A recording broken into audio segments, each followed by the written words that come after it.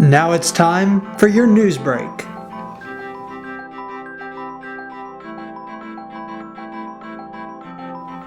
Good afternoon, everyone. I'm Derek Brizendine with the Daily Star Journal's Newsbreak. The city of Warrensburg hosted its annual Eggs and Issues event with the community Tuesday morning. A variety of issues were covered, including the importance of the military base in Johnson County, the possible veto overrides, and students discussing job shadowing opportunities as part of the Warrensburg Distributed Education Clubs of America chapter. It's a huge amount of money.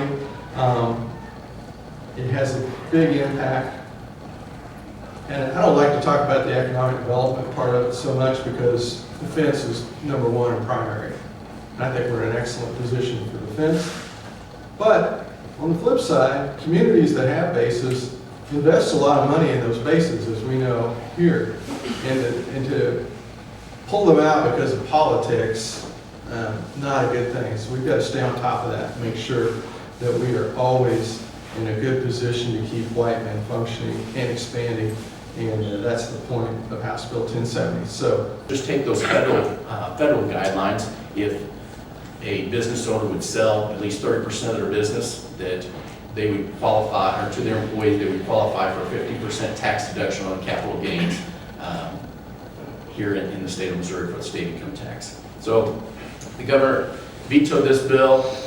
Unfortunately, he said that ESOPs were already becoming popular in his veto letter, and he didn't think we needed an incentive to create more ESOPs. Well, I disagree, and I think the majority of my colleagues in the House and the Senate will agree with me and vote to override the governor's veto. Well, we just had a woman ask us if we can help them with a seminar that they're having, just to help greet and set up. But also, I think for job shadowing, if someone was interested in wanting to be a cosmetologist, they'd go to a company and ask if they could job shadow, watch them, see what the business is behind it, how they pay bills and how they do the taxes and do their paperwork. So we just want real life experience of how to own a business and run a business instead of just the class version. Canine units from around the area showed off their skills at the Holden Street Fair this past weekend. The dogs showed off their ability to listen, their keen sense of smell, and their raw power. In sports, the Lady Tigers softball team hosted Smith Cotton Thursday. Junior Macy Conconin made her season debut in the circle. And what a welcome her team had for her, as the bats came alive in the 5th inning and the Lady Tigers run-ruled Smith Cotton 11-1 in 5 innings. Now for a double dose of Lady Tigers tennis.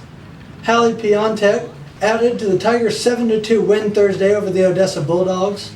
She defeated ODESSA's Jordan Gwynn 8-2. The team improved to 3-1 on the season. We now flip the page to Friday as the Lady Tigers hosted the Warrensburg Doubles Tournament. We check into the first round wearing number 1 doubles.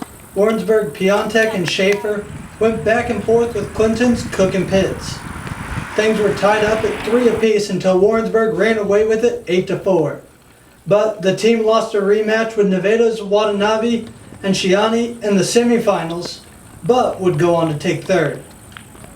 In the first round of number 3 doubles, the Lady Tigers team of Colburn and Thiessen made quick work of Higginsville's Nickel and Strathman 8-1, but fell in the semifinals.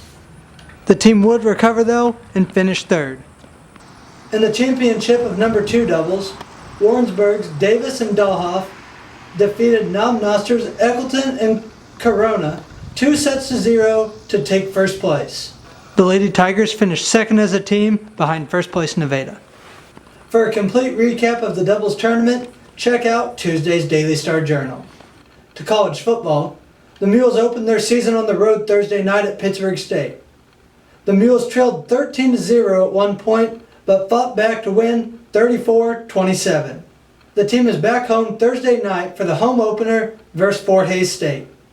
Sticking with football, tonight the Warrensburg Tigers football team travels to Sedalia to take on the Smith Cotton Tigers. Warrensburg looks to improve to 2-1 on the year.